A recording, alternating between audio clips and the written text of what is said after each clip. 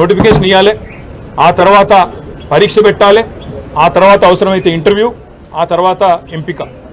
కానీ ఈరోజు వరకు ఈ కొత్త ప్రభుత్వం వచ్చిన తర్వాత, కాంగ్రెస్ ప్రభుత్వం వచ్చిన తర్వాత ఒక్కటంటే ఒక్క నోటిఫికేషన్ కానీ, ఒక్కటంటే ఒక జాబ్ కానీ ఇయ్యని మాట వాస్తవం. ఒక్క ఉద్యోగం కూడా ఈరోజు వరకు ఈ ప్రభుత్వం ఇవ్వలేదు. ఇవాళ అశోక్ నగర్లో, దిల్సుఖ్ నగర్లో, అదేవిధంగా ఉస్మానియా యూనివర్సిటీలో పిల్లలు అడుగుతున్నది ఏంది? మీరు చెప్పిన మాటనే కదా. 2 లక్షల ఉద్యోగాల సంగతి ఏంది అని అడుగుతున్నారు. ఒక్క నోటిఫికేషన్ ఎందుకు ఇవ్వలేదని అడుగుతున్నారు. జాబ్ క్యాలెండర్ ఏమైంది అని అడుగుతున్నారు. గ్రూప్ 2, గ్రూప్ 3లో పోస్టులు పెంచుతామన్నారు, దాని సంగతి ఏంది అని అడుగుతున్నారు. మెగా డిఎస్సి అన్నారు కదా మీరు మొదటి క్యాబినెట్లోనే, ఏమైంది మెగా డిఎస్సి?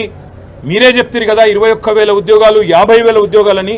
ఏవి మరి డిఎస్సిలోని ఆ ఉద్యోగాలని చెప్పి పిల్లలు అడుగుతుంటే వారి మీద ఈరోజు మీరు మాట్లాడుతున్న విధానం, ఒక ముఖ్యమంత్రి స్థాయిలో ఉండి ఇంత దౌర్భాగ్యంగా, ఇంత దివాలాకోరుతనంతో మాట్లాడిన మొట్టమొదటి ముఖ్యమంత్రి రేవంత్ రెడ్డి. ఎంత నిర్లక్ష్యంగా, నిర్లజ్జగా.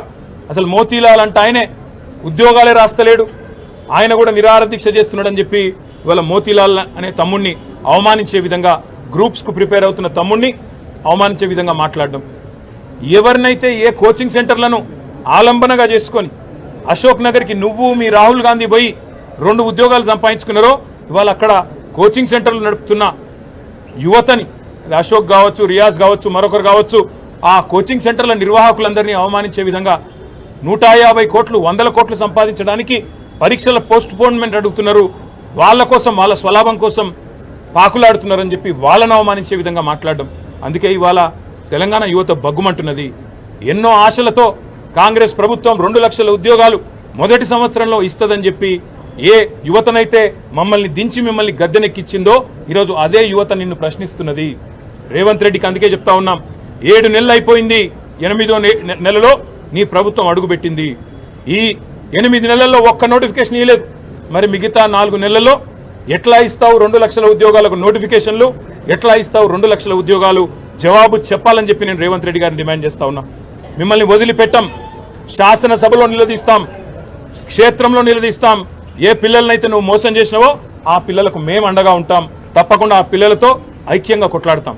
ఇది ఏదో 2 రాజకీయ ఉద్యోగాలకు సంబంధించిన పంచాయతీ కాదు, లక్షలాది మంది తెలంగాణ యువతకు వారి భవిష్యత్తుకు సంబంధించిన అంశం. కాబట్టి ముఖ్యమంత్రి గారు ఇకనైనా బేషజాలకు పోకుండా, అనవసరపు ప్రెస్టేజ్కు, ఫాల్స్ ప్రెస్టేజ్కి పోకుండా, ఈగోకి పోకుండా అహంకారం తగ్గించుకొని, ఇవాళ కండకావరంతో మాట్లాడే విధానాన్ని తగ్గించుకొని ఆ పిల్లలకు క్షమాపణ చెప్పి 2 లక్షల ఉద్యోగాలు ఇస్తానన్న మాట నిలబెట్టుకునే దిశగా వెంటనే నోటిఫికేషన్లు ఇవ్వాలని, వెంటనే ఆ ప్రక్రియ ప్రారంభించాలని, వారు డిమాండ్ చేస్తున్న విధంగా గ్రూప్ 2, గ్రూప్ 3లో పోస్టుల సంఖ్య పెంచాలని, అదేవిధంగా డిఎస్సి విషయంలో కూడా మీరే ఏదైతే మాట చెప్పారో ఆ మాటను నిలుపుకోవాలని. ఆనాడు మీరే చెప్పారు ప్రతిపక్ష నాయకుడిగా 21,000 ఉద్యోగాలు ఉన్నాయని చెప్పినారు. అవి కూడా వెంటనే నోటిఫై చేయాలని, అదేవిధంగా గ్రూప్ 1లో కూడా 1:100 నిష్పత్తిలో పిలవాలని మేము పెట్టిన డిమాండ్ కాదు. మీ పార్టీ తరఫున ఆనాడు బట్టి విక్రమార్క గారు నిండు శాసనసభలో పార్టీ ప్రతినిధిగా చేసిన, ఫ్లోర్ లీడర్గా చేసిన డిమాండ్, దాన్ని కూడా నిలుపుకోవాలని చెప్పి తెలంగాణ యువత తరఫున, తెలంగాణ పిల్లల తరఫున ఈ ప్రభుత్వాన్ని, ముఖ్యంగా రేవంత్ రెడ్డి గారిని, తెలంగాణ యువతకు నిన్న మాట్లాడిన దిక్కుమాలిన మాటలకు క్షమాపణ కూడా చెప్పాలని చెప్పి కూడా డిమాండ్ చేస్తూ, సంవత్సరంలో 2 లక్షల ఉద్యోగాలు ఇచ్చే విషయంలో రాబోయే శాసనసభ సమావేశాల్లో కూడా తప్పకుండా చర్చకు పట్టుబడతాం. ప్రభుత్వాన్ని శ్వేతపత్రం ప్రచురించమని డిమాండ్ చేస్తాం.